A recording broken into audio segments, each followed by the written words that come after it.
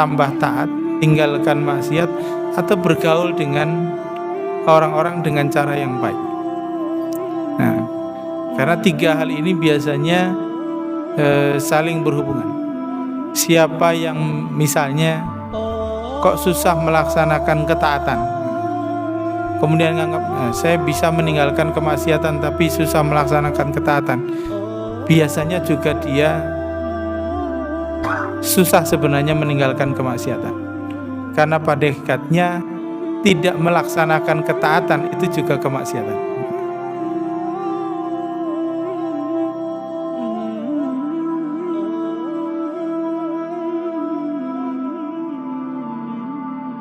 Assalamualaikum warahmatullahi wabarakatuh. Jemaah yang dari Allah Subhanahu wa taala, kita malam hari ini melanjutkan ngaji kita kitab Bidayatul Hidayah karya Imam Al-Ghazali. Kita masuk di paling akhir, di ujung dari kitab ini. Tentu saya ingin mereview sebentar. Jadi kitab Bidayatul Hidayah sebagaimana maknanya adalah awal mula atau permulaan datangnya hidayah. Karena permulaan, maka lebih tepat sebenarnya persoalannya adalah bukan tentang ilmunya seberapa, tapi kesiapan kita. Siap atau tidak menerima hidayah itu. Karena hidayah itu datangnya bisa dari mana saja. Ada orang yang mendapatkan hidayah lewat banyak ibadahnya. Ada orang dapat hidayah justru karena sadar ketika dia berbuat maksiat. Ada orang dapat hidayah ketika dia dapat musibah juga ada. Maka jalan hidayah itu banyak. Maka tugas kita memang ya, kalimat kita baca di dalam surat Al-Fatihah itu ihdinas siratal mustaqim. Kita itu yang penting selalu minta. Nah, tapi sebelum minta itu ada perjanjian yang kita sampaikan kepada Allah. Iyyaka na'budu wa iyyaka nasta'in. Itu perjanjian. Hanya kepadamu Engkau ya Allah aku beribadah, dan hanya kepadamu ya Allah aku meminta pertolongan. Kata para ulama, kenapa ibadah dulu baru minta pertolongan? Karena ibadah itu adalah syaratul ma'unah. Syarat datangnya ma'unah, pertolongan itu adalah ibadah. Nah, ini perjanjian kita. Yang penting di situ. Nah, baru kita mempersiapkan diri Allah akan hadirkan hidayah atau tidak. Nah, kita masuk di bab tentang terakhir, yakni tentang pergaulan. Saya bacakan di paragraf akhir sebelum nanti menutup bagaimana Imam Ghazali menutup kitab ini. Yang kemarin kita bahas bagaimana kalau kita berinteraksi pada orang lain. Fa idza hada ghadabuka fatakallam fa idza qarraba syaitan fakum minhu ala mithli haddis sinan. Maka kalau kita ini dekat dengan orang yang marah, maka hentikan pembicaraan. Fa idza qarrabaka syaitan fakum minhu ala mithli haddis sinan. Kalaupun kita mendekati dengan orang yang punya kuasa, maka jadikan kita punya batasan diri. Jadi jangan terlalu banyak dekat sama penguasa. Meskipun juga dekat dengan penguasa itu tentu ada kebaikannya. Tapi bagi yang tidak siap, itu lebih baik menjaga diri.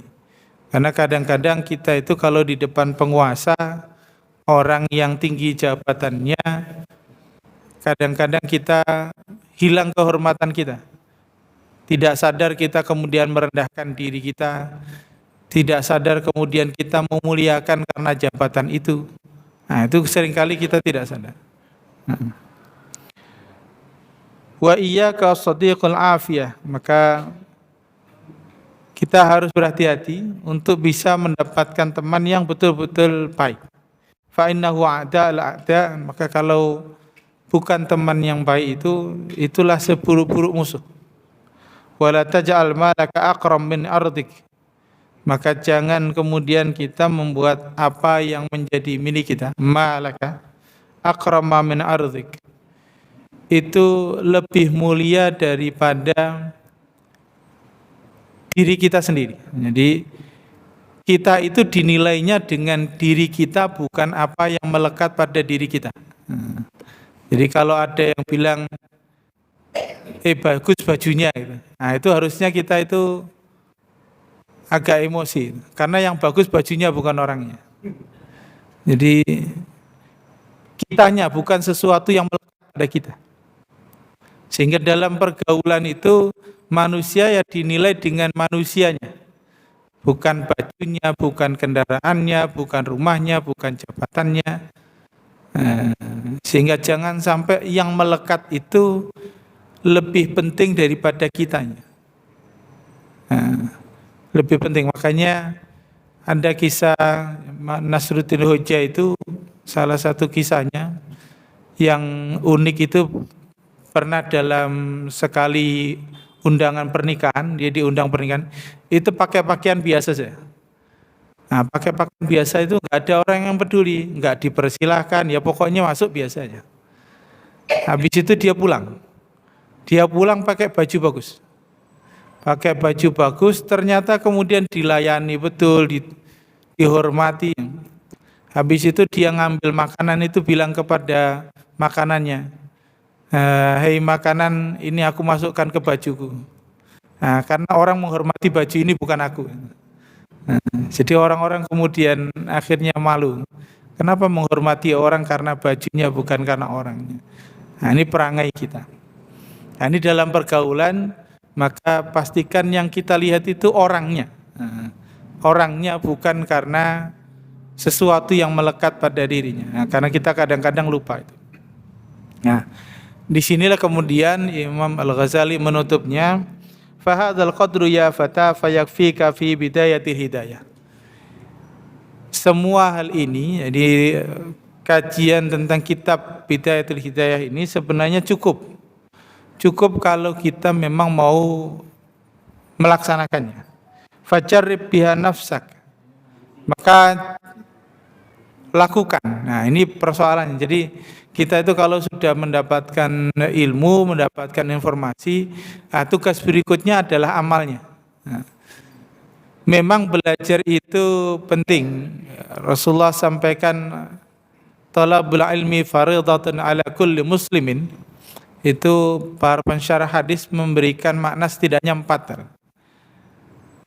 Wajib itu berarti semua orang mampu. Karena kalau nggak mampu pasti tidak wajib.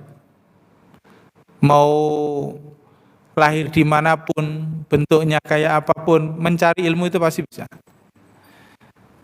Yang kedua, karena bisa mencari ilmu itu pasti mudah. Nah, nggak ada ceritanya mencari ilmu itu susah. Kok mencari ilmu itu susah, berarti metodenya yang bermasalah.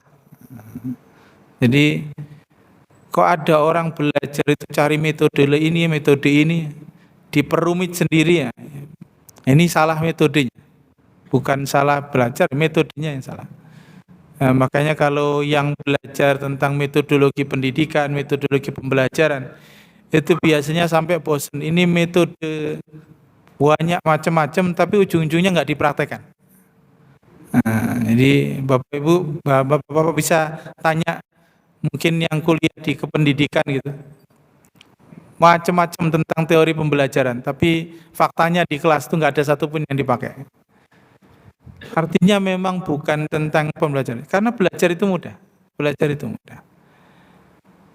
Yang ketiga, fardhatun ala kulli muslimin, itu berarti mencari ilmu itu sebagai syarat seseorang baru dikatakan Islam.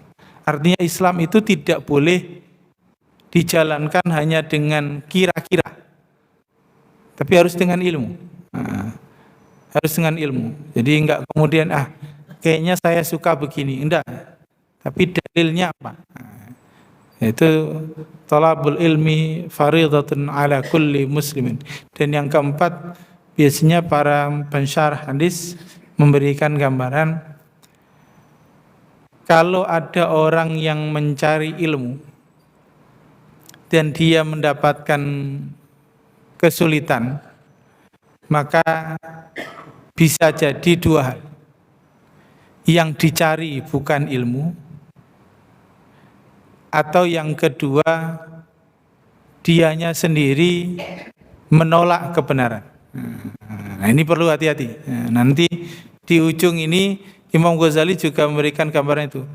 Kalau yang kita terima selama ini adalah kebenaran dan mudah kita dengarkan, berarti kita masih dianggap baik. Tapi kalau itu kemudian kita tolak, berarti ada yang bermasalah. Karena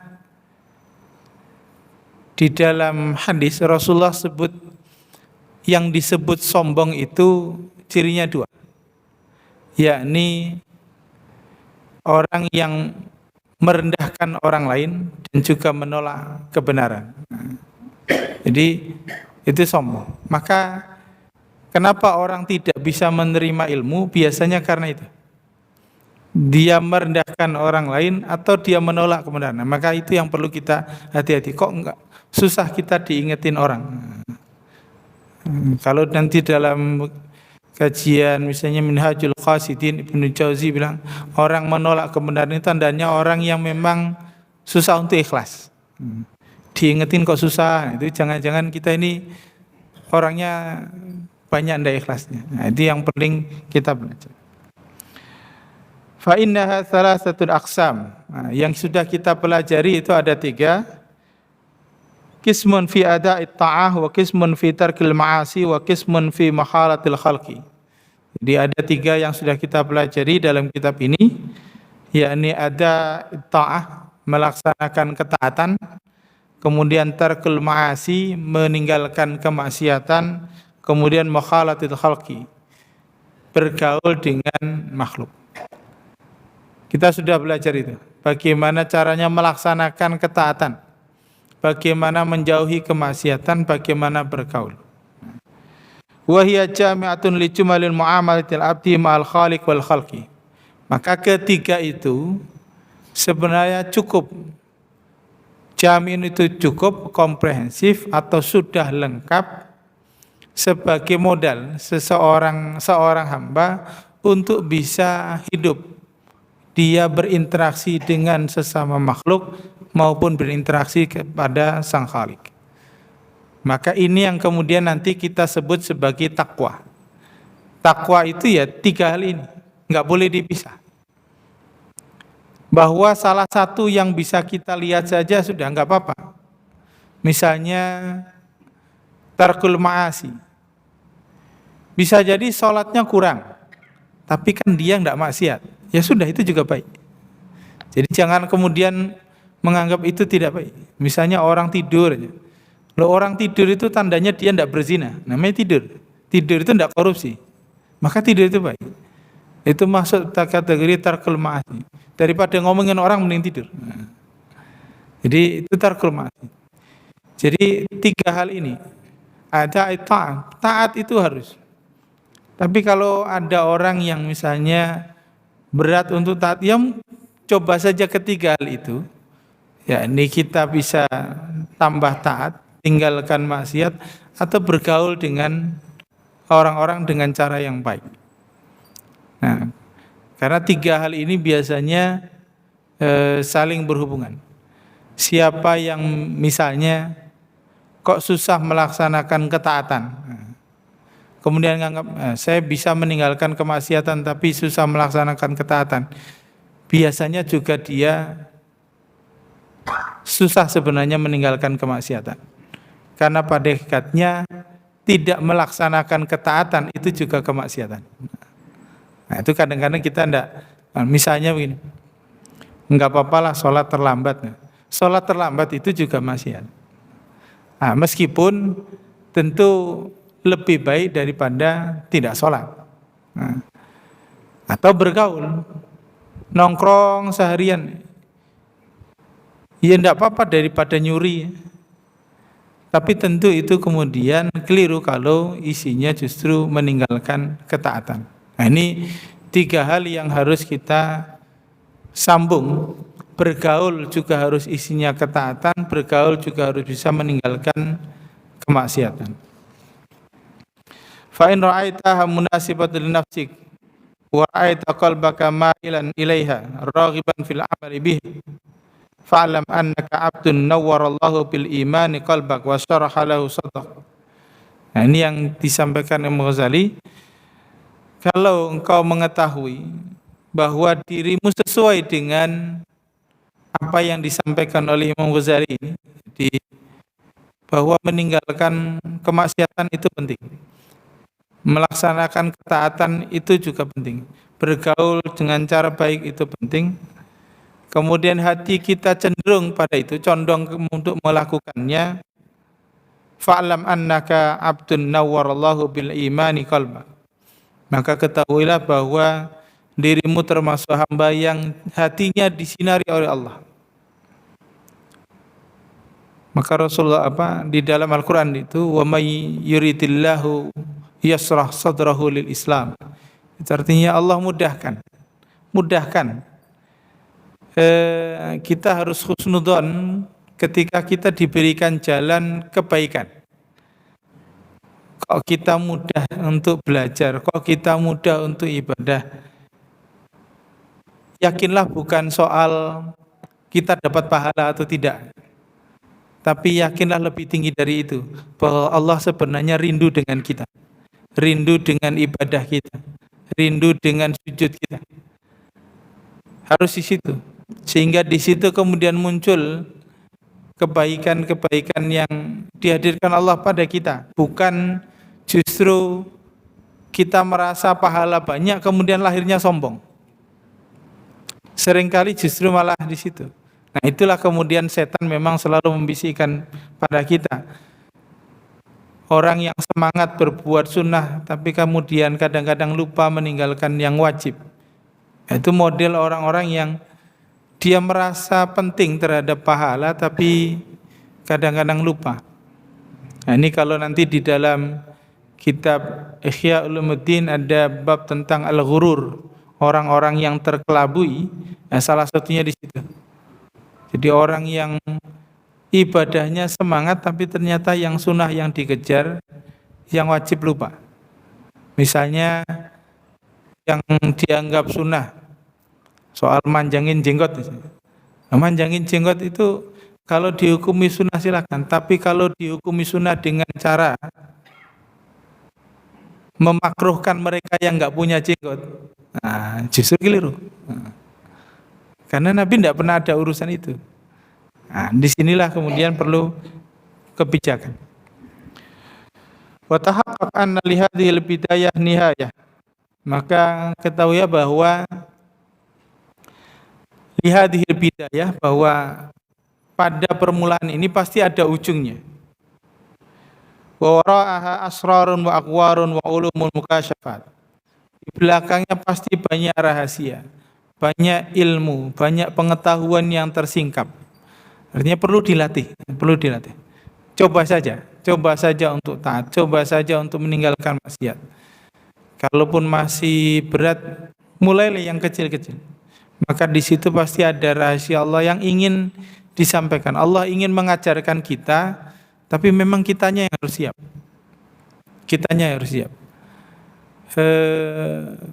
Memang kalau belajar kitab Bidayatul Hidayah yang nanti ujungnya pada kitab Ihya, ujungnya kita akan belajar tentang konsep kewalian. Karena konsepnya tentang tasawuf, jadi wali. Nah, cuma masalahnya kita kadang-kadang lupa bahwa wali itu bukan tentang kapan jadi wali, tapi wali itu tentang bagaimana kita menjadi aulia Allah atau tidak. Jadi Allah itu menjadi wali kita atau tidak. Nah, itu yang penting. Makanya dalam hadis yang panjang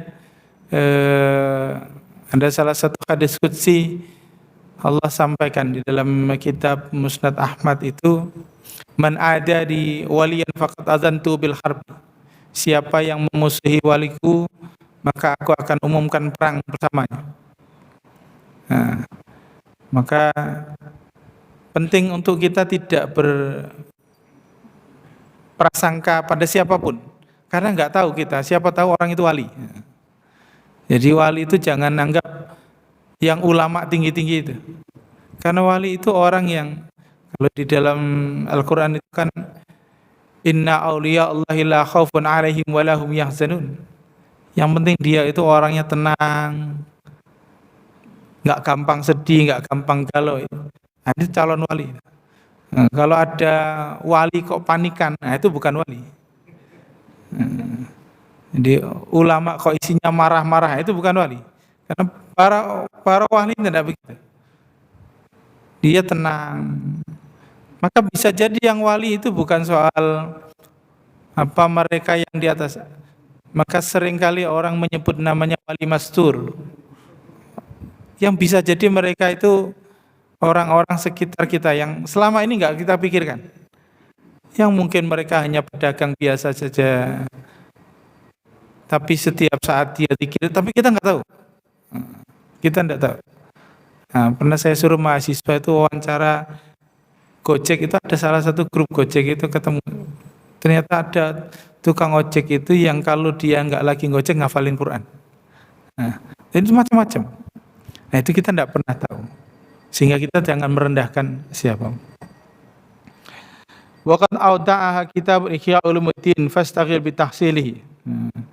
Maka Imam Ghazali menawarkan setelah belajar kitab Hidayatul Hidayah, maka mulailah kita belajar kitab Ihya Ulumuddin fastaghil bi tahsilihi. Kalau bisa kita sibukkan untuk mempelajari itu. Nah, yakni kitab Ihya Ulumuddin. Kitab Ihya Ulumuddin ini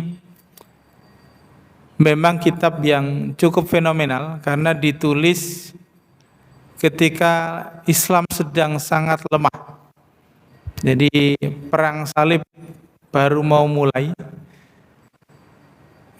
dan Imam Ghazali itu sudah keliling bahwa Islam ini berat, maka harus dikembalikan, maka dibikinlah buku Ihya Ulumuddin ini. Yang ini nanti menjadi penyemangat. Jadi perang salib di awal itu kan tidak langsung nanti muncul yang namanya Salahuddin Al-Ayyubi itu. Justru nanti Imam Al-Ghazali ini salah satu gurunya adalah Imam Al-Juwaini, Imam Haramain. Nah, kitab Ihya Ulumuddin ini yang nanti juga diajarkan di Baghdad oleh Abdul Qadir Al-Jilani, Syekh Abdul Qadir Al-Jilani. Nah, murid-murid Syekh Abdul Qadir Al-Jilani inilah yang nanti salah satu muridnya adalah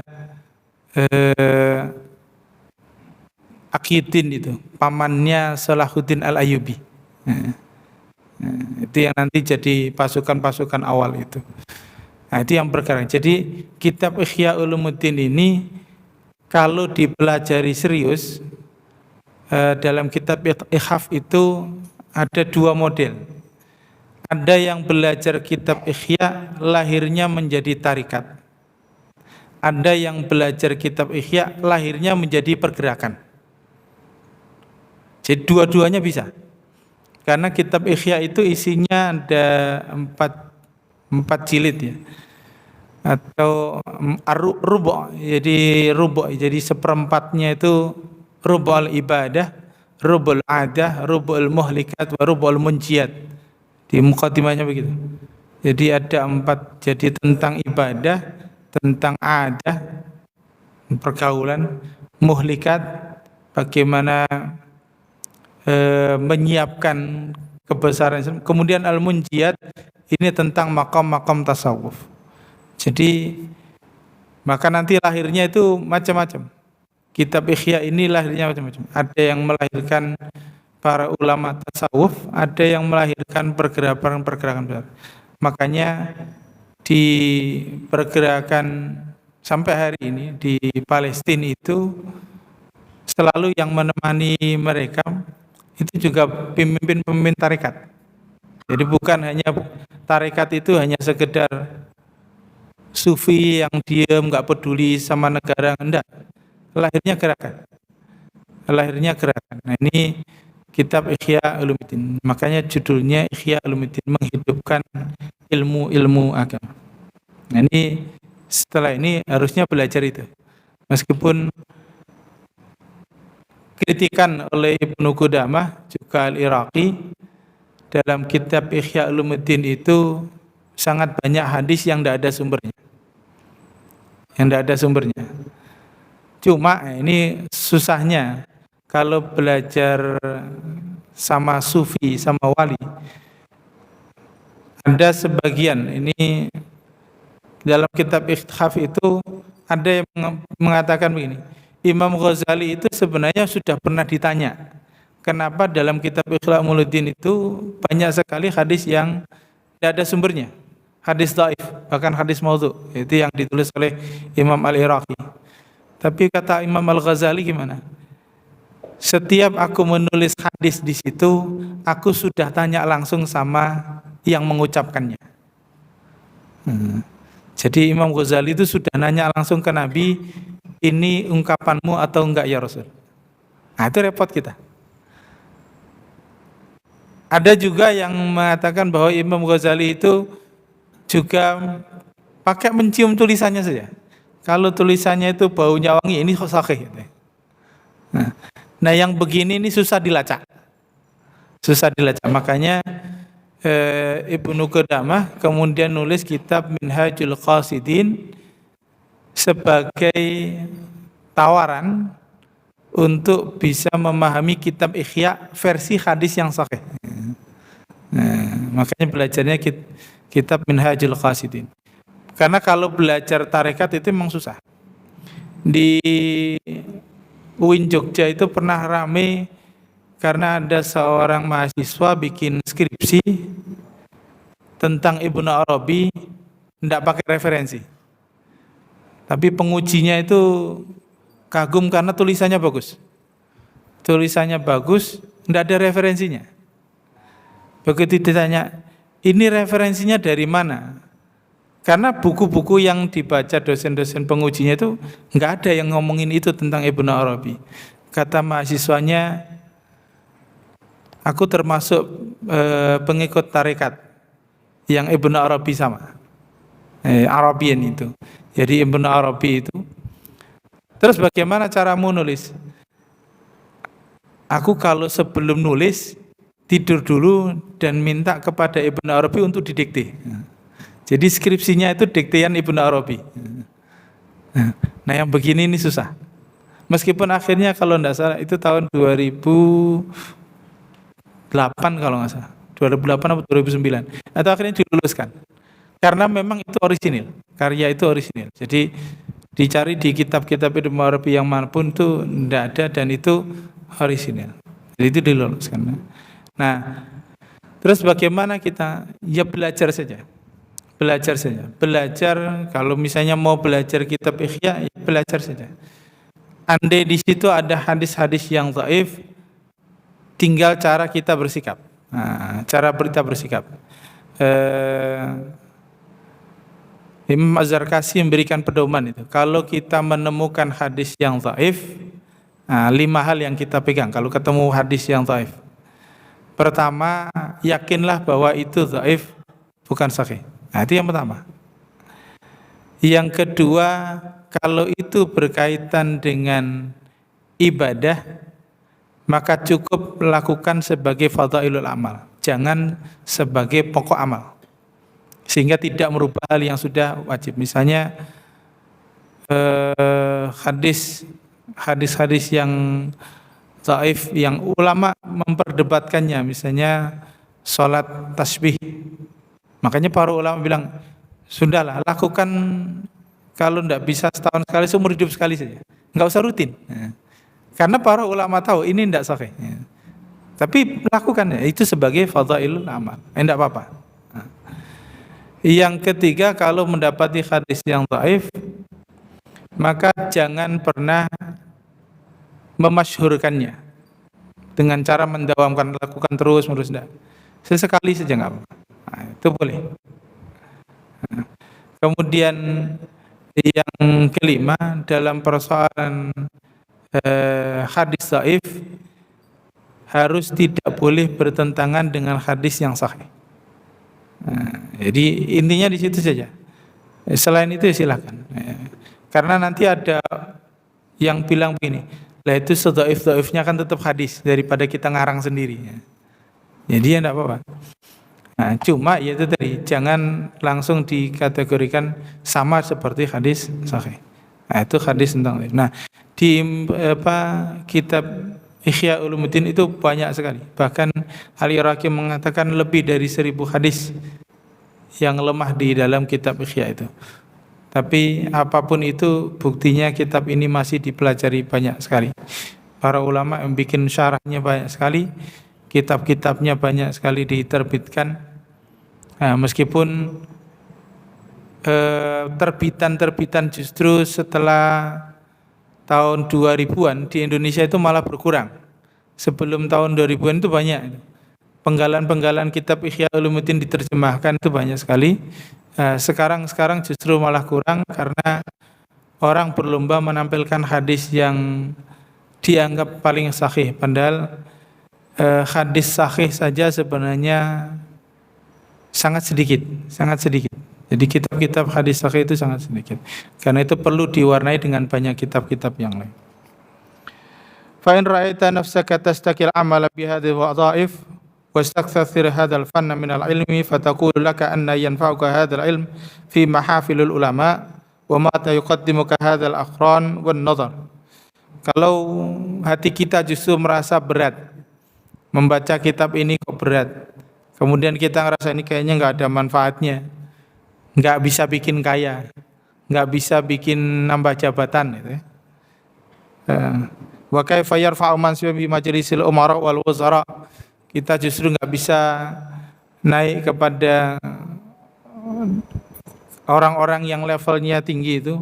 Fa kaifa lahu ayyusil ilal sila al-azraq wa wilayatil awfaq wal qada. Fa'lam anna syaitan qad aghwaka wa ansyaka muqallaba wathaq. Kalau itu sudah susah kita lakukan, maka ketahuilah bahwa setan itu sedang menipu kita. Setan itu sedang membolak-balik hati kita. Kenapa? Karena kita itu kadang-kadang kalau sama kebenaran muncul kesombongan, itu mah sudah biasa saja. Nah, ini cara setan membolak-balik hati kita sehingga kita mengatakan nanti, itu kan nggak bisa bikin kaya, ini nggak bisa bikin baik. Nah, padahal hidayah itu dimulai dari yang sederhana. Hidayah tidak dimulai dengan cara orang yang langsung hafal Quran, enggak, langsung hafal kutubus sittah, enggak. Dimulai dari yang sederhana. Apa yang ilmunya kecil dilaksanakan, kemaksiatan ditinggalkan. Nah, fatlubi syaitanu mithla li'allim ma tadhunnu annahu yusilaka ilal bughiyati. Maka kalau itu kita tidak bisa lakukan, ya sudah, cari saja setan, kata Imam Ghazali. Fatlubi syaitana mithlak, cari saja setan yang sepertimu, artinya cari aja teman yang sebanding, biar gampang kita mendapatkan apa yang kita inginkan. Karena apa? Kebenaran itu tidak bisa didasarkan pada kesepakatan. Orang lebih seringnya menyepakati sesuatu yang salah. Kita misalnya pilih belajar bareng apa mancing bareng, itu lebih seru mancing bareng. Itu yang perlu kita hati-hati. Ini yang bisa saya sampaikan. Kita sudah selesai di kitab Bidayah Hidayah. Saya tidak tahu nanti kita belajar kitab apa. Saya serahkan nanti. Kalaupun mau belajar kitab yang lain, ya monggo saja. Banyak kitab yang bisa kita pelajari step by step. Belajar tentang persoalan mengarah kepada tazkiyatun nafas bisa, belajar persoalan hadis juga insyaallah lebih mudah. Demikian, mohon maaf jika ada salah dan kurangnya. Billahi taufiq wal hidayah. Assalamualaikum warahmatullahi wabarakatuh.